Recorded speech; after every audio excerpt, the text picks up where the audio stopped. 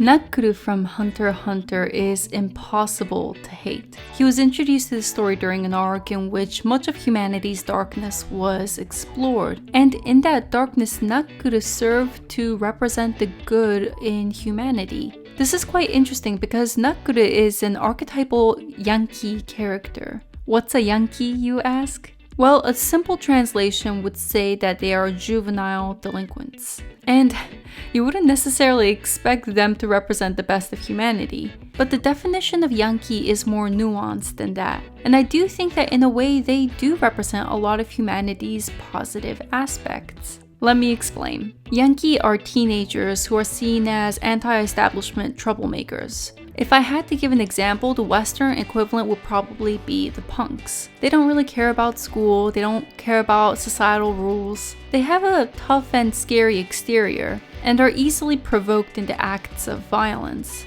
They're a parent's worst nightmare, but at their core, Yankee are passionate and often empathetic people. They're known to marry their high school sweethearts, and are fiercely loyal to their friends. Most Yankee are from rural or suburban areas and are proud of their jimoto or hometown. They place a heavy importance on the role of honor and protecting your pride, and the belief that you should always be sincere and be honest with yourself and others. I want to make a note that of course there are many different types of Yankee out there, and in their quest to escape traditional societies, some of them do end up in organized crime. Many have said that being a Yankee is like being a baby Yakuza, and some definitely do end up in the Japanese mafia. But the majority of Yankee are simply rebellious youths that are looking for ways to express their dissatisfaction with society. Japan is a very conformist society. You're meant to follow the rules, do as you're told, and keep your thoughts and emotions to yourself. And this might be hard to grasp because Japan is also known for its many different subcultures. But if you've ever been to a Japanese career fair before, it's a sea of black hair and black suits. If you want to be a part of traditional Japanese society, the expectation for conformity is high. And the Yankee strongly dislike this. They purposefully go against societal norms. And one way they do this is through their fashion. Yankee fashion has evolved quite a bit, but the traditional Yankee look involves permed or rizento hairstyle, shaved eyebrows, and a customized school uniform. Remember that these are usually high school aged kids. They also might wear traditional Japanese construction outfits, as the majority of Yankee are from working class families and will also end up as working class adults. Although they are anti-establishment, Yankee tend to be very proud Japanese and revere the emperor. And sometimes they can be pretty extreme, and they could be labeled as alt-right nationalists. Which is interesting considering that the word Yankee comes from the English word Yankee, a word Japanese people heard from the American GIs. And the rizento hair is an homage to the super hip anti-establishment subculture of the time, which was rock and roll. So yeah, the concept of a Yankee is quite complex. They're a nebulous subculture that can't be painted in one stroke. Therefore, there's a huge variety in how Yankee are portrayed in media. Some portray them as wannabe Yakuza. Others portray them as kids from the countryside who have nothing better to do. And others portray them as honest, good-hearted people who will do what they think is right and not care about what anyone else says. Let's get back to Knuckle. Knuckle is introduced to the story as a subordinate of Moraru, one of the hunters trusted by Netero to be a part of the Chimera Ants extermination squad. Netero gives Killua and Gon a task that, if they want to join the squad, they must prove themselves by retrieving the other half of the token. Gon and Killua don't know who hold the other halves of the tokens, but they honestly don't have to look that far, because Knuckle immediately presents himself. He walks around town with a megaphone and tries to coax Killua and Gon to come out and fight him. Gon and Killua think this must be a trap, but this isn't the case. Knuckle has no intentions of being sneaky. He announces that he will be waiting to fight the boys. And this very straightforward attitude is totally in line with the stereotypical Yankee. But Knuckle isn't just some straightforward brute. His thoughts are much more complex, particularly when we think about his reasons for wanting to join the extermination squad. 簡単に言うと討伐させねえためだな。俺ははぐれもんを切るっていうやり方が気に入らねえ。師匠には甘いって言われるがな。実際に見もしねえでそいつのことがわかる道理ねえだろ。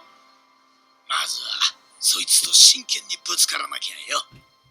He genuinely wants to give the Chimera ants a chance. Maybe they are more human-like than we think, and in that case they deserve the chance to live. They shouldn't be exterminated just because they look like misfits. And I do think that his capacity for empathy really does come from his Yankee character. He's not gonna kill the ants just because the government told him to. He's an anti-establishment punk and will make his own decisions. Knuckle thinks deeply and has his own philosophy on things, but that doesn't mean he's always rational. One of the scenes that stand out the most is when Knuckle discovers that Shuto is alive and decides to take his friend and hide for a while. But then he comes to a realization that Yuppie must have passed by Shuto and chose not to finish him off because Shuto is not enough of a threat to even make the effort to kill. That's a huge blow to Shuto's pride and consequently to Knuckle's pride. Knuckle knows that it's not the rational choice, but he decides to go after Yuppie. He has to avenge his friend's honor.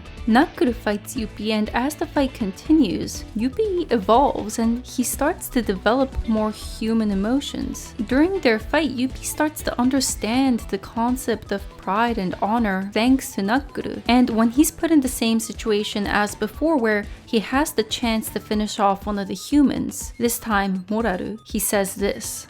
うまく言えねえが、すげえって思ったからこそ、きっちりやらなきゃな。けじめっつうのか? Knuckle and Yuppie make an exchange. If Knuckle removes the Potokurin, Moraru will be allowed to live. They agree to the exchange, and after the two parties part, Knuckle tells Moraru, もうあいつを駆除する標的としては見れないっす。こっちも真剣を組んでくれたんすよ。悪いやつじゃなかった。ならもうないじゃないっすか。倒す理由なんて。Because according to the Yankee way, you should do everything sincerely, and Knuckle can't sincerely consider Yuppie an enemy anymore. I just briefly mentioned Potokurin, a manifestation of Knuckle's Nen ability. His power allows him to lend some of his Nen to his opponent, who must pay him back by landing a blow on him. As time goes on, the amount the person owes increases due to compound interest, until they eventually become bankrupt and are unable to use their Nen for 30 days. This ability in itself is a Yankee joke. As mentioned earlier, Yankee are sometimes involved in crime, and one of the most prevalent being a loan shark business. Yankee might be hired as debt collectors by Yakuza organizations to harass debtors into paying them back. The naming of this power is also a Yankee joke. The skill is named Hakoware, which is a phrase used in Mahjong to describe when you've lost all the points you started out with and are now in the negative. So this name makes sense. But the Chinese character used for this skill is Tenjo Tenga Yuiga Doksong. This is a Buddhist